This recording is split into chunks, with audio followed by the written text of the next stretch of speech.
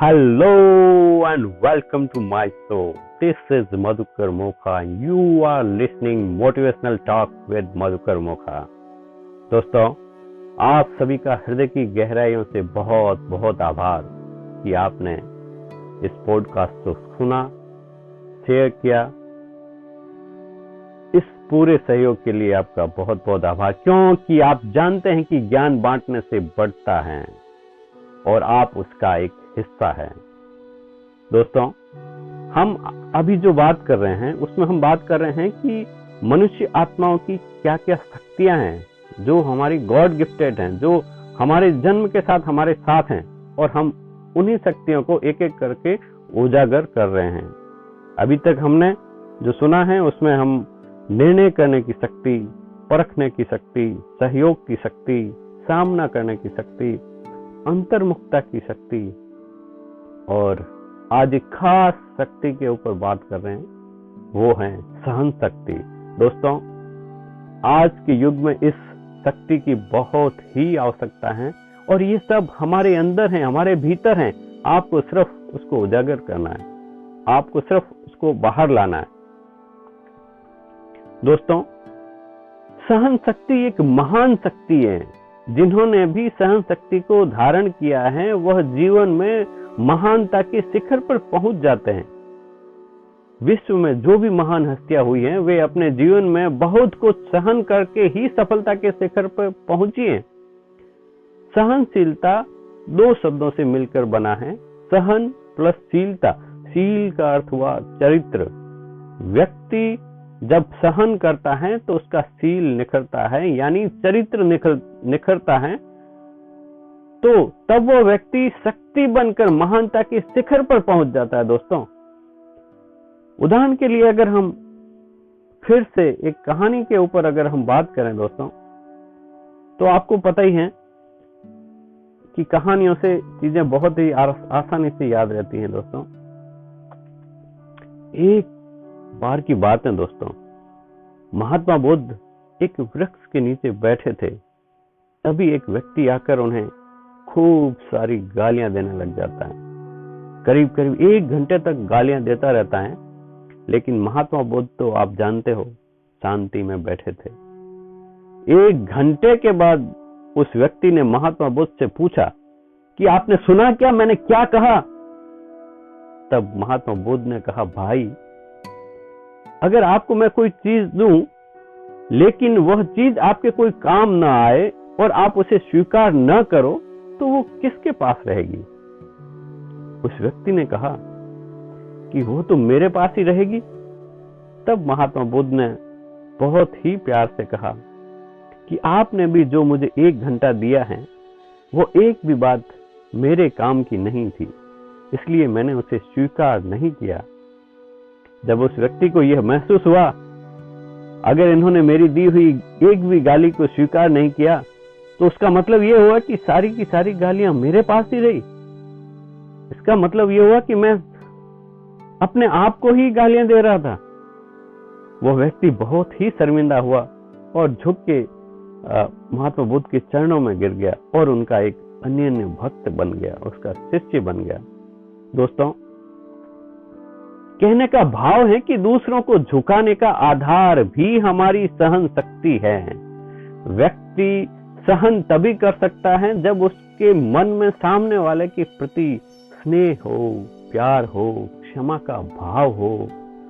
महात्मा बुद्ध के मन में तो मानवता के प्रति प्यार था, क्षमा भाव था, परंतु जब व्यक्ति के पास सहन करने की शक्ति नहीं होती है तो उसे क्रोध आ जाता है, और यानी वो क्रोध रूपी कमजोरी का शिकार हो जाता है। दोस्तों, आज प्रकृति से भी हमें यह चीज सीख सकते हैं दोस्तों। जैसे फलों से लदा हुआ पेड़ सदा झुका हुआ होता है और अपनी शीतलता की छांव वो सब राहगीरों को देता है, और जब उस रास्ते पे कोई भी व्यक्ति, बच्चे आते हैं तो वो फल प्राप्त करने के लिए उसके ऊपर पत्थर मारते हैं, और एक एक पत्थर को वो सहकर भी वो पेड़ मीठे फल देता है।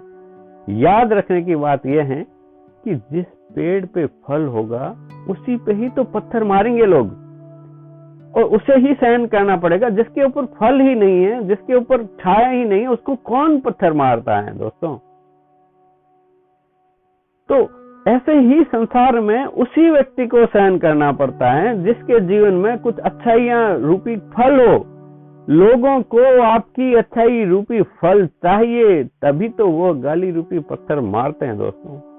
जिनके जीवन में कोई अच्छाई ही ना हो, कोई कुछ कहने पर भी नहीं जाता है, इसलिए व्यवहार में जब हमें कुछ सहन करना पड़ता है तो हमें यही विश्लेषण करना है कि उस व्यक्ति को हमारी कोई न कोई अच्छाई का फल चाहिए।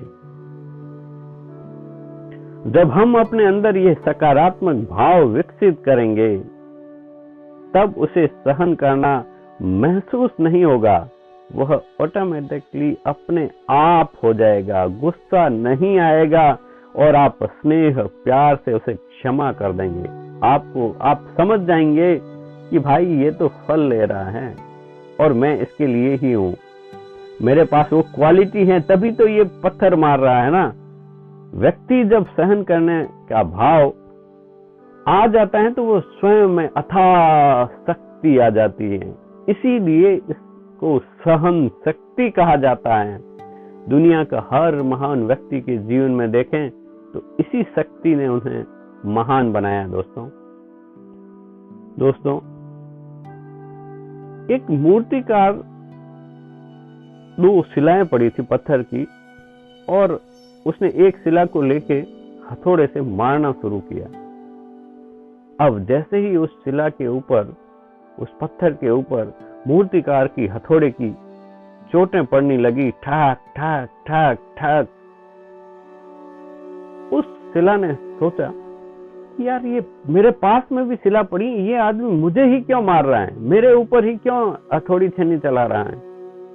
उसने 10 सहन की, 11 सहन की, और अब उसके अंतर मन के अंदर ज्वाला उठ गई। वो उसके अंदर भाव आने लगे कि ये तो मुझे ही क्यों मार रहा है, और वो अगली ही चोट पर इसी क्रोध और ज्वाला के कारण टूट के बिखर गया, टुकड़े टुकड़े हो गए। उसकी अगली हथौड़ी की चोट के साथ ही खड़ा टूट गया पूरा। दोस्तों, मूर्तिकार ने क्या किया कि जो उसके पास में अगली शिला पड़ी थी ना, उसके जस्ट पड़ोस के अंदर उस शिला को लिया। अब चोट उसके ऊपर भी पड़ने लगी। हथौड़ी की चोट जब छेनी उसके पड़ती है ना, तो उसके जिगर में एकदम छुई चुभने जैसी ऐसा दर्द हो रहा था। पर दोस्तों, उस शिला के अंदर, उस पत्थर के अंदर जबरदस्त की सहन शक्ति थी। उसने उस हथौड़ी छेनी की, उस मूर्तिकार की एक एक चोट को सहन किया, एक एक चोट को सहन करता गया,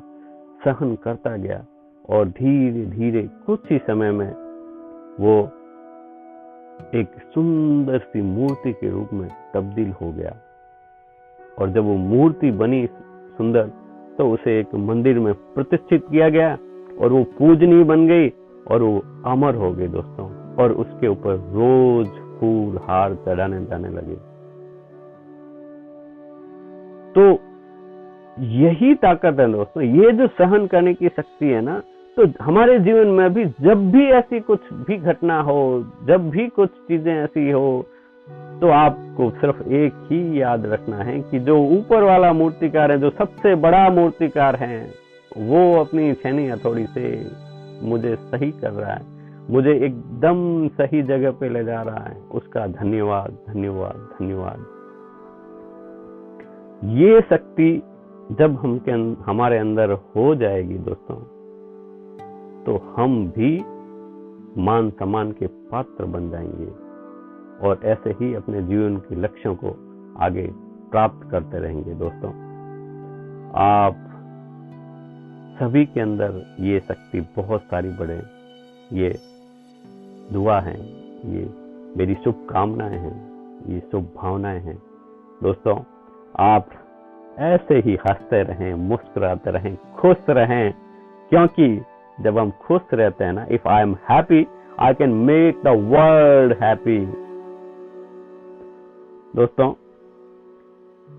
हम जब भी खुशी की बात करते हैं ना, तो इसमें यह है कि मैं ही क्यों खुश करता रहूं सबको। आपकी बात सही है कि हम सबको खुश नहीं कर सकते, पर एक चीज आपके हाथ में है कि हम सबके साथ खुश रह सकते हैं, इसमें कोई शक नहीं, क्योंकि ये आपके हाथ के अंदर है। तो आप ऐसे ही हमेशा मुस्कुराते रहें, हंसते रहें और अपने अपने लक्ष्यों की ओर बढ़ते रहें। कल फिर मिलते हैं, तब तक के लिए जय हिंद, जय भारत।